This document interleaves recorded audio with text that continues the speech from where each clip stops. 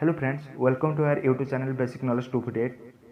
And आज आम start करिया आमर मॉडर्न हिस्ट्री स्पेक्ट्रम बही को। तो मुझे समस्त काइंडली रिक्वेस्ट करिया चाहिए कि समस्ते स्पेक्ट्रम बुक को धरिकी बसंतु। तो चलते स्टार्ट करिया। आमर फास्ट यूनिट हूँ सोर्सेस एंड अप्रोचेस। सोर्सेस माने हूँ उत्स एंड अप्रोचेस हूँ आभिमुख्य बा प्रवेश मार्ग। तो उत्स एवं आभिमुख्य। तो फास्ट यूनिट रे आमर दुईटा चैप्टर रोचे। फास्ट हूँ sources for the history of modern India और सेकंड चैप्टर हूँ major approaches to the history of modern India. माने sources for the history of modern India माने आधुनिक भारतर इतिहास उत्स और major approaches to the history of modern India माने आधुनिक भारतर इतिहास प्रति प्रमुख आभिमुख्य। तो चलते आज आम chapter 1 sources for the history of modern India ऊपर पढ़िया।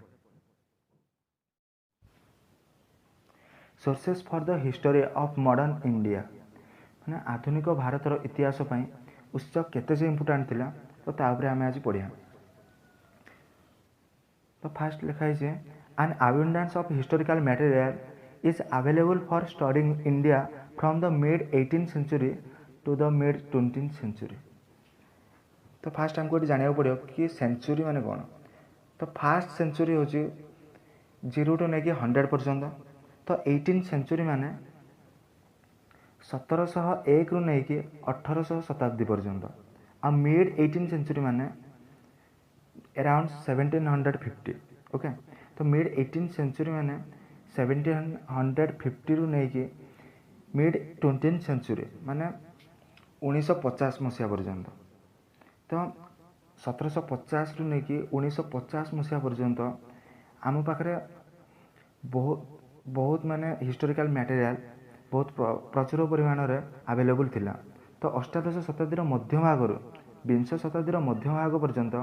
भारत को अध्ययन करने बहुत ऐतिहासिक सामग्री उपलब्ध थिला। Okay, in constructing the history of modern India priority needs to be given to archives माने आधुनिक भारतर इतिहास निर्माण रे अभिलेखागार को प्राथमिकता देवा आवश्यक। तो ये हमको फास्ट जाना पड़ो कि आर्काइव्स माने कौन। Archives refer to a collection of historical records and documents, usually primary source documents, that is those documents that have been created as a necessary part of some activity like administrative, legal, social or commercial। माने archives माने हूँ माने जो राजा रानी समय सब administrative, legal, social और commercial activity जिते सब इम्पोर्टेंट रेकर्ड गुड़ा थिला सेगुड़ा को सेमाने गोटे माने सुरक्षा करने गोटे एमती गोटे स्थान से रखुले जो प्लेस रे सेमाने रखुले। तो सहीटा आम कहते archives. Okay, then they are unique or original documents not consciously written or created to convey information to a future generation माने सेगुड़िक असाधारण बा मूल दलील जहाँ भविष्य पीढ़ी को सूचना पहुँचायापी सचेतन भाव में लेखा जाए कि सृष्टि करा जाए माने ता विषय आग को जो सब पीढ़ी अच्छा पढ़ी सब जानतु कि सचेतन हूँ। तो से यहाँ सब बना जाए ना बस एगुड़ा जिते सब डॉक्यूमेंट थिला एगुड़ा सब इम्पोर्टेंट डॉक्यूमेंट थिला जोड़ा से खाली आर्काइव्स माने हूँ सुरक्षित करके रखुले ना कि अन्य जन जिते भी सब आगू जो लोक मैंने पढ़े कि कौन करेंगे तो ताऊपर से गुड़ा लिखि नथिले। An important part of archives relating to modern India are the official record, that is the papers of government agencies at various levels। माने आगु राजा रानी समय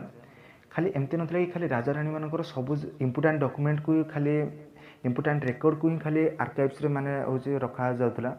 तो आहरी बहुत बड़ जमीदार लोक मैंने जो बहुत इम्पोर्टेंट पर्सन मैंने भी जो इम्पोर्टेंट रेकर्ड गुड़ा थिला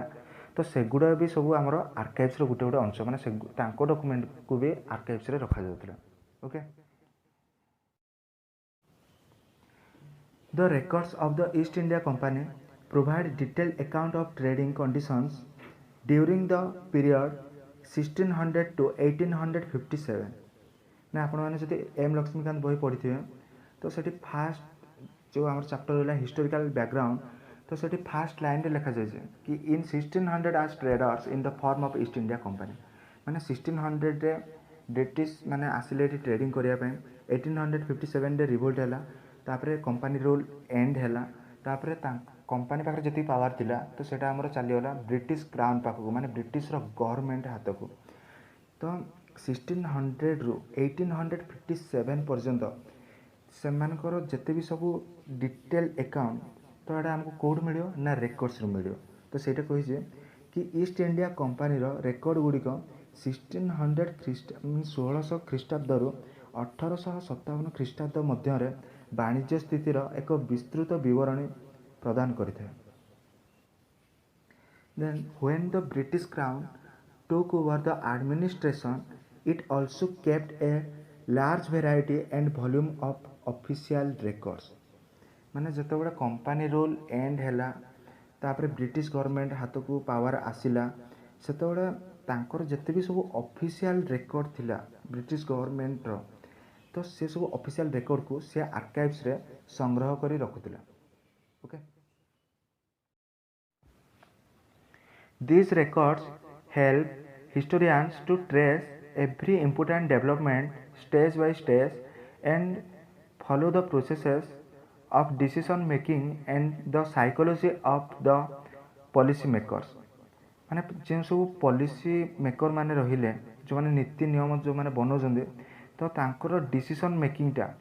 तो माने से केमती भल भाव डिसीजन नेबे तो से माने केमती माने भल से डिसीजन नेबे सेटा सब हमको की हेल्प करता है ना रेकर्ड्स हेल्प करता है आउ जते भी सब आमर हिस्टोरियंस मान को भी मध्य से हेल्प करता है कि माने ट्रेस माने खोजिया पे कि आगुरु जो सब इम्पोर्टेंट डेवलपमेंट गुड़िक होता स्टेज बाय स्टेज माने आगुरु जेकोसी जो साम्राज्य भी थिला जेकोसी मीन्स राजा रानी के ऊपर जानिया को हो तो तांको ऊपर जते सब इम्पोर्टेंट तांकर जो डेवलपमेंट होता ना तांको साम्राज्यर एवढा डेवलपमेंट होता तो सेगुड़ा सब हमको किए हेल्प करे ना रेकर्ड्स रेकर्ड्स हमको ये सब जिनस माने जानिया को मिले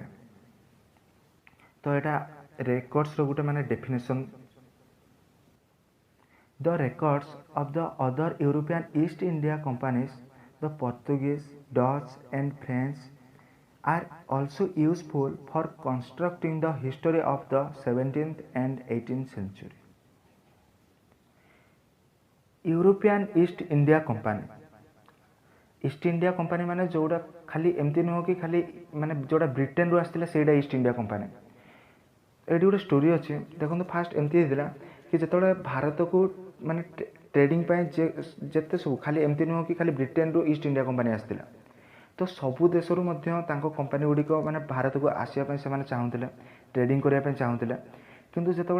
ब्रिटेन रु जो माने ईस्ट इंडिया कंपनी आसूला तो से कौन करदेला ना तांको ईस्ट इंडिया कंपनी कहला कि ना आमठू आउ कौन सी कंपनी इंडिया को जाकि ट्रेडिंग करें तो से क्वीन को कौन कले जे क्वीन थिले एलिजाबेथ तो से हूँ गोटे चार्टर करदेला तो से चार्टर अनुसार तो माने आउ कौन सी कंपनी आसबे आमे केवल जीवु इंडिया रे जाकि सेठी आमे ट्रेडिंग करूँ आ जहाँ भी है सब आम आम गवर्नमेंट को माने जहाँ भी जी है माने पैसा है तो सेगुड़ा सब आम हूँ आम गवर्नमेंट को देवु तो केवल ब्रिटेन रु ईस्ट इंडिया कंपनी आसीथिला तो खाली एमती नुह कि खाली से ब्रिटेन रु आसीथिला तो अलग जिते भी सब कंट्री अच्छे तो सेठू मध्य सब कंपनी गुड़िक आसाला तो सेगुड़ा कहते यूरोप रु जो सब गुड़ा कंपनी गुड़ा आसाला से कहते हूँ यूरोपियन ईस्ट इंडिया कंपनीज तो माने सेठू पोर्तुगीज आसते तो पोर्तुगीज माने फास्ट आसते तो पोर्तुगीज डच एंड फ्रेंच एमाने सब आसते से भी माने अलग कंट्री रु आसिक आम इंडिया रे से ट्रेडिंग करने माने वाणिज्य व्यवसाय करने से आसीते तो खाली एमती नुह कि खाली ये माने वाणिज्य माने करने आसीते तो तांकर भी बहुत गुड़े माने जिते सब एक्टिविटी थिला तो तांकर माने हूँ सब एक्टिविटी को आम केमती जाना ना ये रेकर्ड्स थ्रू रे आम जापर तो माने अन्य यूरोपियन ईस्ट इंडिया कंपनी गुड़िकर रेकर्ड तो माने 17 एवं 18 शताब्दी 17 एंड 18 सेंचुरी इतिहास निर्माण सेटा होची उपयोगी they are primarily important from the point of view of economic history, but much can be gathered from them about the political setup as well. ମାନେ ଖାଲି ଏତିକି ନୁହଁ ଯେ ସେମାନେ ଖାଲି ହେଉଛି ଆମର ମାନେ ଅର୍ଥନୈତିକ ଇତିହାସ ଦୃଷ୍ଟିକୋଣରୁ ସେଗୁଡ଼ିକ ମୁଖ୍ୟତଃ ଗୁରୁତ୍ୱପୂର୍ଣ୍ଣ, କିନ୍ତୁ ରାଜନୈତିକ ବ୍ୟବସ୍ଥା ବିଷୟରେ ସେମାନଙ୍କ ଠାରୁ ଅନେକ କିଛି ସଂଗ୍ରହ କରାଯାଇପାରେ। ଏମିତି ନୁହଁ ଯେ ସେମାନେ ଖାଲି ଟ୍ରେଡ଼ିଂ ଉପରେ ଆସିଥିଲେ, ଖାଲି ଟ୍ରେଡ଼ିଂ ଉପରେ ଆସିଥିଲେ ତାଙ୍କର ଇକୋନୋମିକ୍ ଆକ୍ଟିଭିଟିକୁ ଆମେ ଖାଲି ଦେଖିବା। ତ ତାଙ୍କର ଯେଉଁ ସବୁ ପଲିଟିକାଲ ସେଟଅପ୍ ଥିଲା, ଯେମାନେ ସେମାନେ କେମିତି ତାଙ୍କର ହେଉଛି ରାଜନୈତିକ ବ୍ୟବସ୍ଥା ମାନେ ତାଙ୍କର କେମିତି ଥିଲା, ତ ତାଙ୍କର ସବୁ ଜିନିଷ ଉପରେ ଆମକୁ ମଧ୍ୟ ଜାଣିବା ସେଇଟା ହେଉଛି ବହୁତ ଇମ୍ପୋର୍ଟାଣ୍ଟ। ଓକେ, ତ ତାଙ୍କମାନଙ୍କ ଉପରେ ମାନେ ଆମକୁ କେଉଁଠି ସବୁ ତଥ୍ୟ ମିଳେ ନା ଏସବୁ ମାନେ ତଥ୍ୟ ମିଳେ ଆମକୁ ହେଉଛି ରେକର୍ଡ଼ରୁ। ମାନେ ରେକର୍ଡ଼ରେ ମାନେ ତାଙ୍କର ଯେଉଁ ସବୁ ଆକ୍ଟିଭିଟି ଥିଲା ସେସବୁ ଜିନିଷ ରେକର୍ଡ଼ରେ ଆମର ସଂଗ୍ରହ କରି ରଖାଯାଉଥିଲା କି ସେମାନେ କ'ଣ କରିଥିଲେ କ'ଣ ନ କରିଥିଲେ।